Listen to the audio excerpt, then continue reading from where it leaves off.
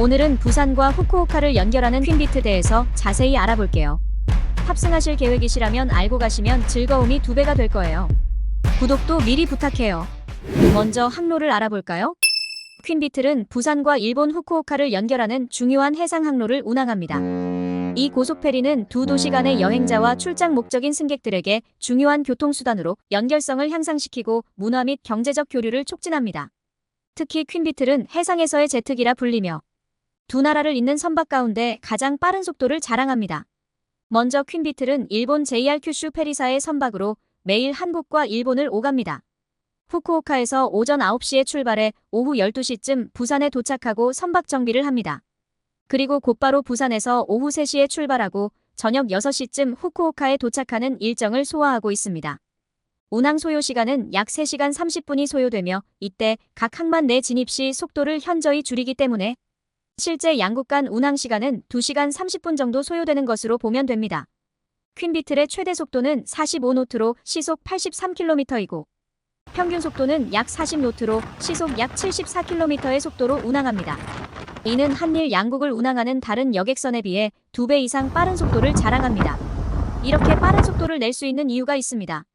그것은 바로 트라이마란 구조를 적용했기 때문입니다. 트라이마란 구조란 3개의 선체 구조로 설계된 것을 말합니다. 이 구조는 다음과 같은 장점을 제공합니다. 첫 번째로 3개의 선체는 바다에서의 흔들림을 최소화해 승객들에게 더 편안한 승선 경험을 제공합니다. 이는 특히 파도가 높은 날씨에서도 유용해 선박의 고질병인 멀미를 최소화하는 데 도움이 됩니다. 두 번째로 트라이마란 구조는 저항을 줄여 고속 운항이 가능하게 합니다.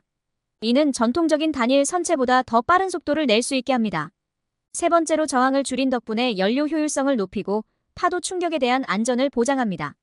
이러한 기술은 초호화 크루즈를 주로 생산하는 호주의 오스탈 회사에서 설계 및 건조되었습니다. 2020년 4월에 출시되어 같은 해 9월에 JR 큐슈 제트 페리에 인도되었습니다. 총 83m 길이의 트라이마란 구조의 퀸비틀은 보기에 따라 그 크기가 작아 보일 수 있지만 에어버스의 A380 항공기보다 크기가 크고 특히 해상에서의 안정성과 속도가 뛰어납니다. 또한 보기와는 다르게 최대 502명의 승객을 수용할 수 있으며 20명의 승무원과 함께 운항됩니다.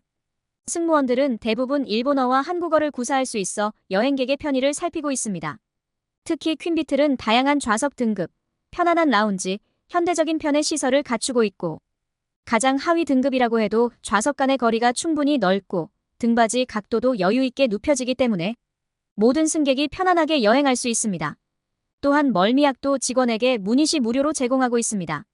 또 눈여겨볼 점은 퀸비틀은 유명한 일본의 디자인 회사인 돈 디자인 어소시에이츠에서 실내 디자인한 고품질의 내부를 자랑합니다. 이 회사는 JR 큐슈의 프리미엄 열차 내부 디자인을 한 회사로 잘 알려져 있습니다. 퀸비틀을 운영하는 JR 큐슈 제트페리는 JR 큐슈 철도 회사의 자회사로 육상과 해상을 모두 운송하는 특징을 가지고 있습니다.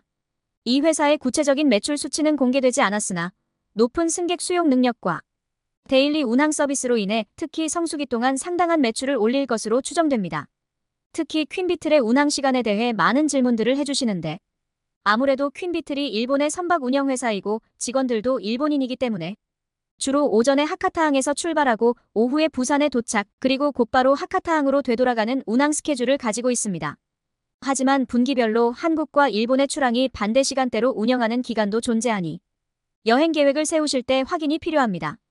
또한 특정 출발 시간은 운영 효율성을 최적화하고 승객 수요 패턴과 일치하도록 설계되었다고 합니다. 부산에서 오후 3시에 출발하는 것은 여행객이 항구에 도착할 충분한 시간을 제공하는 장점이 있긴 하지만 직장인이라면 반차를 써야만 하는 점, 그리고 저녁에 도착하기 때문에 하루가 이동에 소비되는 느낌이 들 수도 있습니다. 그러나 여행에 시간적 여유가 있거나 출발지의 접근성 또는 자전거, 휴대, 액체류 소지나 짐이 많을 시 큰 장점이 될 수 있죠. 특히 후쿠오카에서 아침 9시에 출발하는 것은 한국인 입장에서는 아쉬울 수 있습니다. 그래서 저는 출발은 퀸비틀을 이용했더라도 돌아올 때는 비행기를 선호하는 편입니다.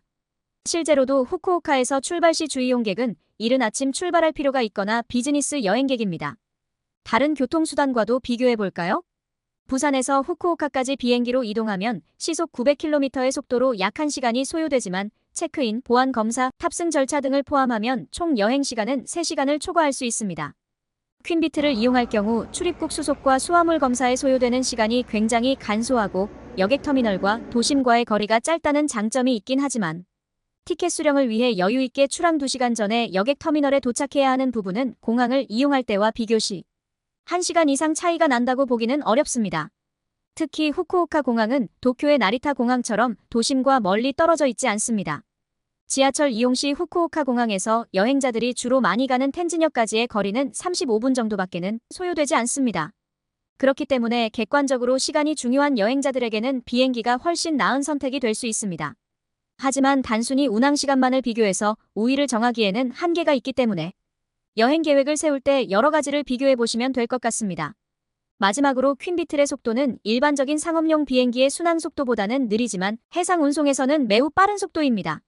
현재 세계에서 가장 빠른 여객선은 약 58노트로 시속 약 107km의 속도를 내는 HSC 커세어입니다. 지금까지 퀸비틀의 한일 양국 간의 지역교통 네트워크에 대해 알아봤는데 더 좋은 정보를 제작할 수 있도록 함께 해주시면 힘이 될 것 같습니다.